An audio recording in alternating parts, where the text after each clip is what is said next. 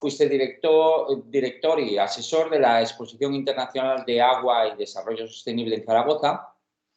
Y sobre este tema te quería preguntar en concreto sobre la actual situación que estamos viviendo con el COVID-19. Hay una cierta, yo le llamo el knockout de la sociedad ante la naturaleza, que hemos quedado pasmados todos ante la potencia y la influencia que tiene la naturaleza, que había desaparecido de nosotros, ¿no? En cierta medida. Éramos nosotros los dominadores. ¿Qué opinión tienes tú sobre eso? Y ¿qué ideas se desarrollaron en la Exposición Internacional del Agua y Desarrollo Sostenible en el 2008 en Zaragoza? Bueno, es una pregunta muy interesante porque además, vamos a ver, es muy interesante pensar que España en el 2008 fue uno de los primeros países que en Zaragoza, en esa exposición, empezó a hablar en serio de lo que es el cambio climático, a pesar de que algunas gentes, que no vamos a recordar aquí, ponían en duda qué era esto del cambio climático.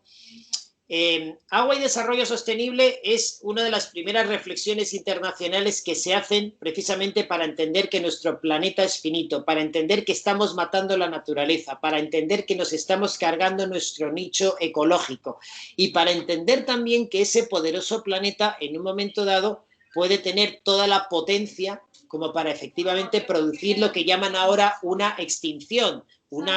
Dicen que una sexta extinción. Nosotros estamos extinguiendo a los seres vivos del planeta y a su vez el planeta en cualquier momento dado puede acabar con nosotros.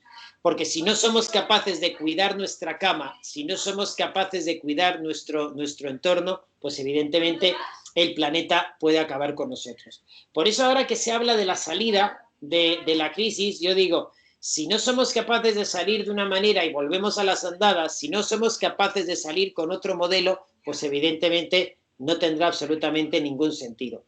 En 2008, la exposición que se hizo fue la primera vez que yo oí hablar de un concepto absolutamente maravilloso. En este caso lo trajo el gran Jorge Wagensberg, que fue el creador en España de CaixaForum, el gran creador de miles de conceptos de desarrollo, y se llamaba la economía azul. Él decía, tenemos que aprender de todos los modelos exitosos en donde la propia Tierra ha sido capaz de autogenerarse y nosotros son los modelos que tenemos que seguir. Y eso se llamaba la economía azul.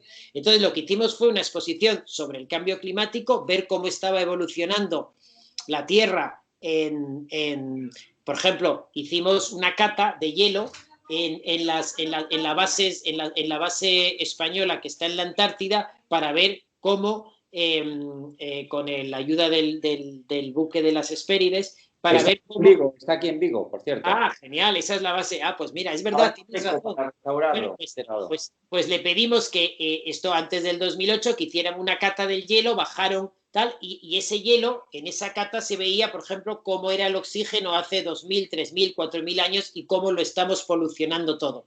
Esto no es una tontería, porque en la crisis del COVID se está viendo perfectamente que,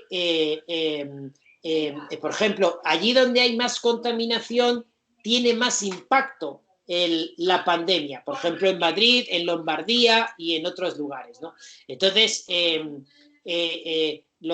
otras palabras, lo que en el 2008 se hizo como anticipo de lo que venía ya se está produciendo. Lamentablemente hemos perdido 12 años en donde hemos hecho muy poco.